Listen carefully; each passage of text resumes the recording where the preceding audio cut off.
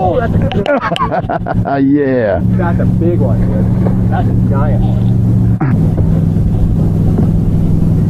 There is one with him still. Yeah, I saw. Get the net. Oh.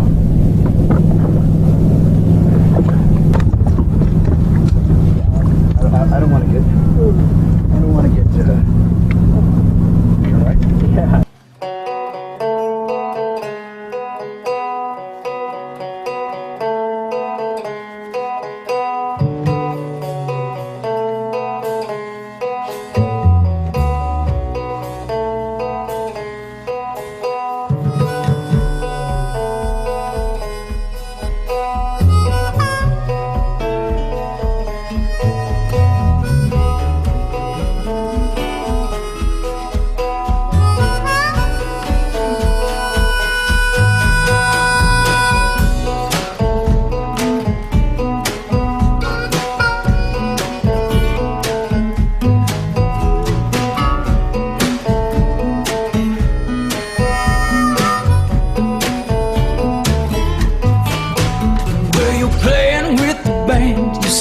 Chasing man, you show us how to perform. Well, your style's been changed because we're so vain, but you'll take a sunset for stone. Look out, honey, you're bad, bad, bad. Here you come, said you're bad, bad, bad.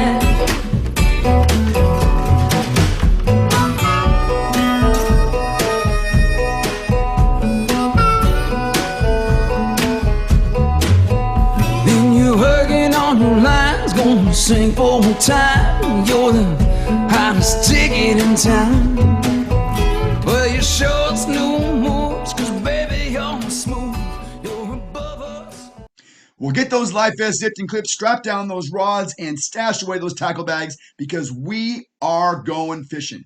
Hello, everybody. Welcome to the Bass Wranglers podcast. I hope this episode finds you with 5 for 25 in your live well. I'm your host, Keith Neiswanger, and today we will be talking to BASS Elite Series Pro David Williams. But first, if you like the content that we produce on this channel, please hit the subscribe button, ring that notification bell, and leave us a comment if you're so inclined. We want to hear from you. Ducket fishing is coming to the West. You know these guys, the strongest pro staff in all professional tour fishing. Dunkin is building a Western presence, and if you haven't seen it yet, you soon will. Find out about the Ducket Fishing lineup of pro-driven products by going to their website, ducketfishing.com. Change. It's inevitable. To improve, you must adapt. The sport is evolving. Paradigm shift is a fundamental change of basic concepts. Don't get left behind. Introducing Paradigm. Paradigm Reels by Ducket Fishing. Pro-driven. Our guest today is back to the BASS Elite Series this season after dominating the BASS Southern Open field in 2021, where he was Angler of the Year on that tour. He's a former Classic qualifier, and he also has a win on the Major League Fishing Pro Circuit in 2018. He was a regular on the Elite Series between the years 2015 and 2017. He's off to a great start this season, having notched a 43rd on the St. John's and a 27th at the Harris Chain. He finds himself in 31st place overall in the BASS Elite Series Angler of the Year race. David Williams, welcome to the Bass Wranglers podcast. Thanks for being with us. Thank you for having me. So, I do a lot of research on these things, and I go back and I look up people's records and things like that. And you have been everywhere in professional bass fishing. The Elite Series between 2015 and 2017, Major League Fishing Pro Circuit from 2018 to 2021, then the Bass Southern Opens, back to the Elite Series. Yeah, I was pretty much a weekend warrior up until I qualified in 2015, I believe it was, and mainly doing like BFLs, weekend stuff, team events, and I actually won the Southern Open points that year, and so I've done that twice, and been very fortunate through the opens, and had a lot of success there. Right there, the opens, is there a tougher field to compete in than the BASS opens? I don't think so. I mean, because you're always going to deal with at least probably a third to a half of the field is touring pros from one tour or the other. And then you'll have probably 30 or 40 of the best local anglers in the field. And then the rest of them are just hammers that travel everywhere, so it is extremely tough. I just think that the BASS Elite Series is so prestigious because of what guys have to do now to qualify for it. I mean, I know we have some people that were kind of grandfathered in, but I just think getting to the Elite Series field now it's so tough. Oh, absolutely. I mean, you got to be top 3 in your region just to even have a shot at it. I mean, they don't work down the list or anything. I mean, you're top 3 or you go home, try it again. Yeah, that's right. So what was behind your move from the elites to Major League Fishing Pro Circuit in 2018? I actually I didn't have a great year, and the way they had it set up, if you were there more than 5 years, you got to drop your worst year, and I didn't get a drop. So I've only been there 3 years. So I fell into a cut. So you got downsized. Yeah. Oh, well. and then the following year, all of those guys left. So yeah, but yeah, I was going to ask you about that. So you were not part of the big split in 2019. You actually moved over right after the 2018 season. Correct. Well, it didn't hurt you too bad. You got a nice paycheck in a tour event over there, and that was kind of nice. Yeah, I won my first, the first season I won the Smith Lake event. So right. It worked out pretty good. I had a really good season. I think I finished like 7th in the points. And so had a good year that first year. And then I kind of felt like maybe this is where I need to be, but things changed, ownership changed, and I've always fished some of the opens like that, tried to mix in some if I like the schedule, and just happened to work out where I could come back. Yeah. So now what I wanted to ask you is, now, what do we call you? Are you a rookie on the Elite Series? Are you eligible to win the Rookie of the Year award? What's your classification? No, I'm not eligible. Wish I was. I'd probably be up pretty good in that right now. But yeah, I was considered a rookie in 2015, so you could only try it once. So, but my rookie class, had Brent Ayler and oh my gosh, and Jordan Lee and Kobe Kreger and Micah Frazier and quite a few guys that that have made it pretty big in bass fishing.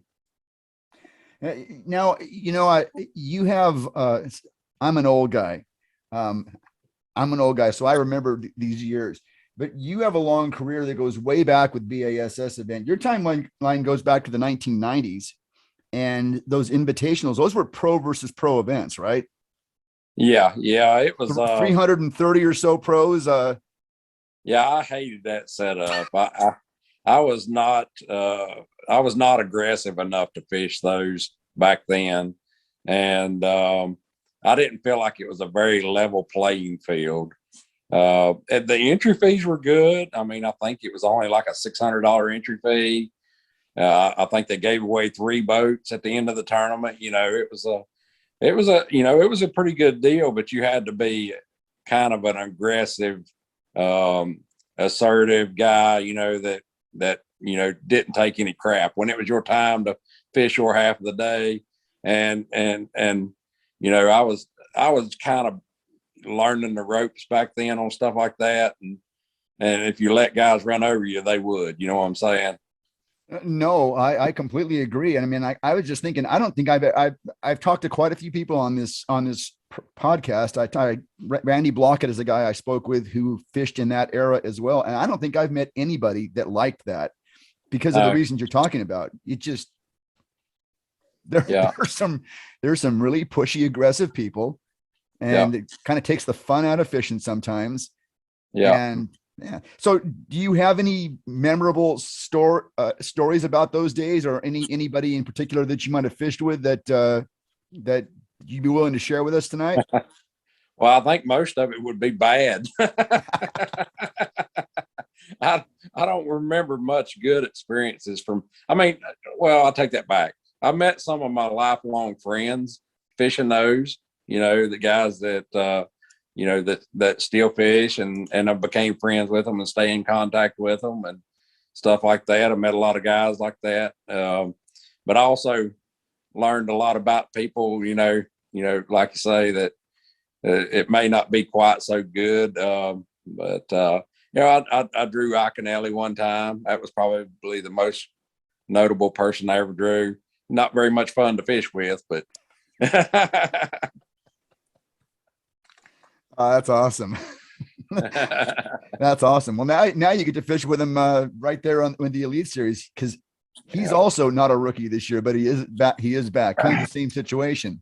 I think that those early tournaments, the Pro versus Pro, I think because they were professional events, they were money events, but the Pro versus Pro era, I just think that a lot of the younger anglers today are just not ever going to know about it, because it's an important part of the history. Maybe not something we ever want to go back to, but those were the early days, right? Yeah, they were also televised. Yeah. So a lot of people don't realize that all the opens were televised back then. So having got back to the Elite Series, are there any differences between now and when you first fished there?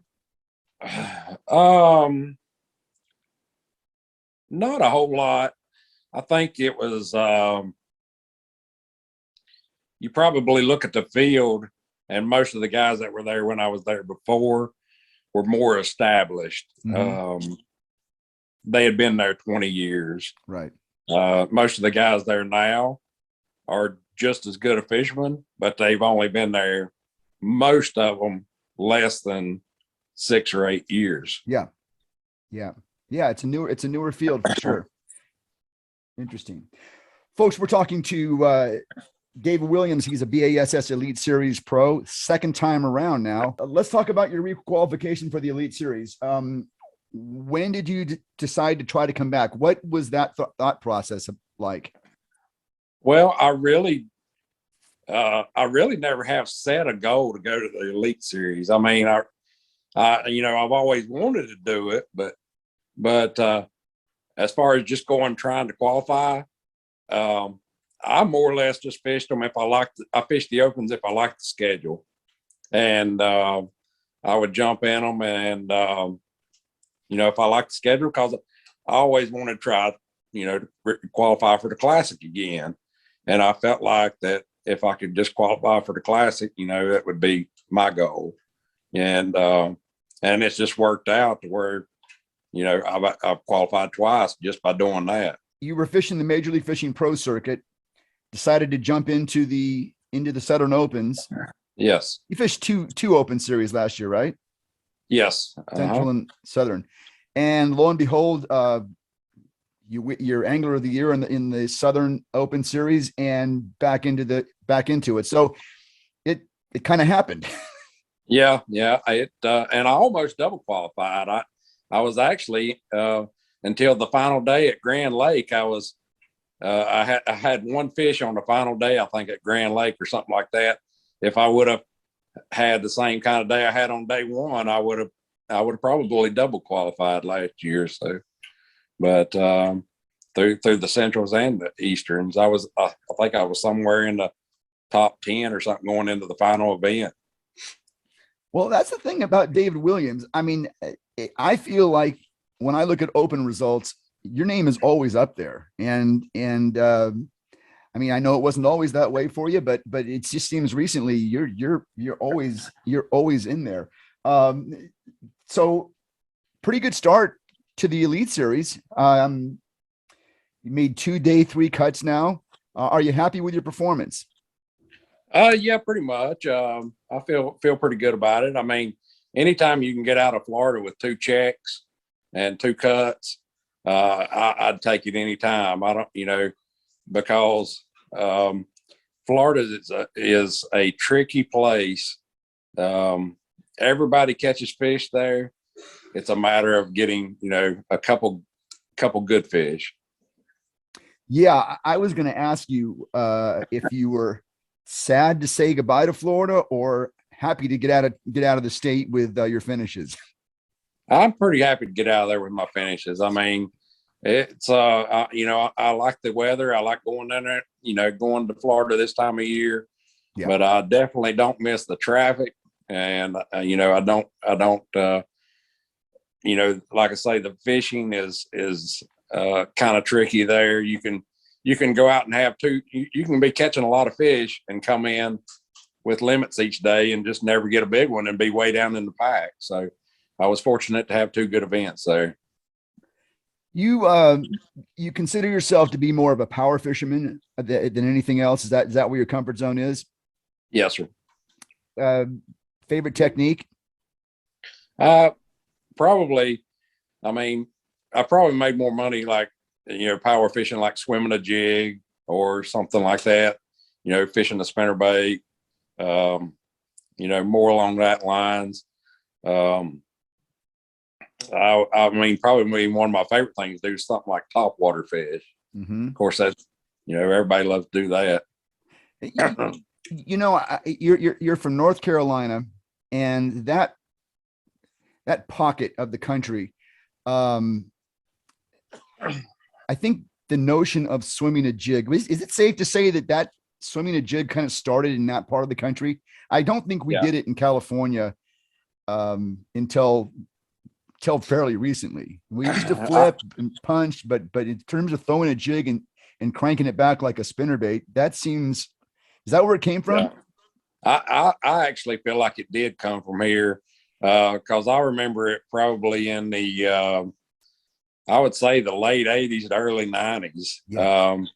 I remember a couple brothers up here that were winning a bunch of tournaments, and Jeff and Daryl Hager, and they were winning a bunch of tournaments, and I heard that they were fishing a jig like a spinnerbait, and I was like, that's interesting. And I was like, I got to figure this out, and I was able to. And boy, before everybody figured it out, it was a dominant, way to catch fish here.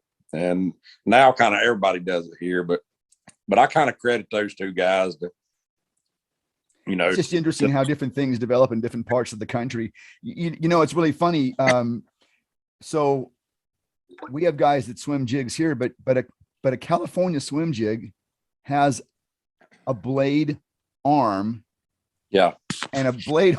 I'm like, hey guys, that's a spinnerbait. Yeah.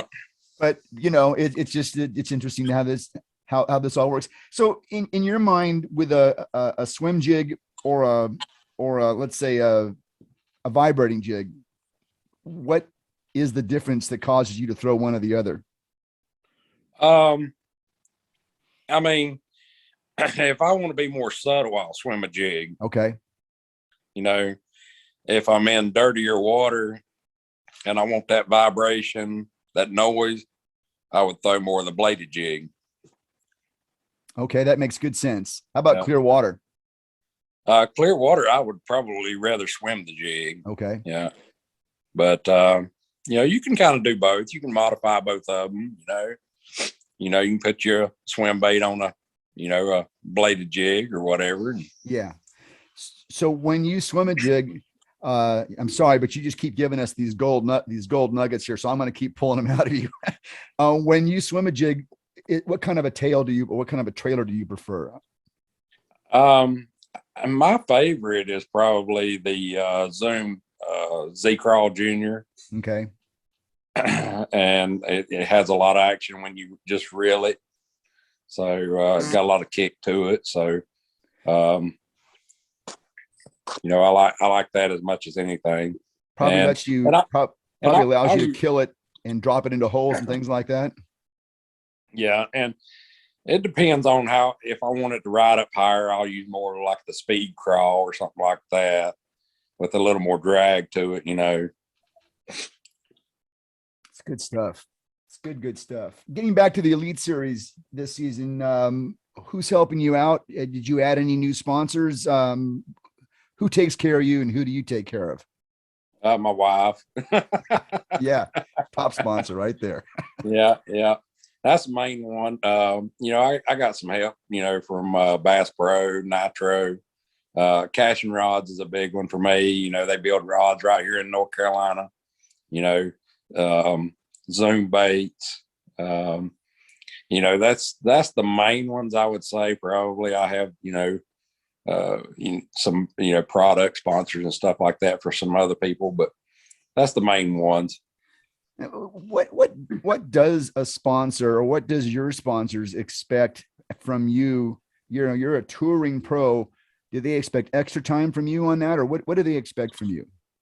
Most of them, they want you to come work, help work their shows and sell their product, on and off the water. Just represent them, professionally. And, if they ask you to come to a show, you do it.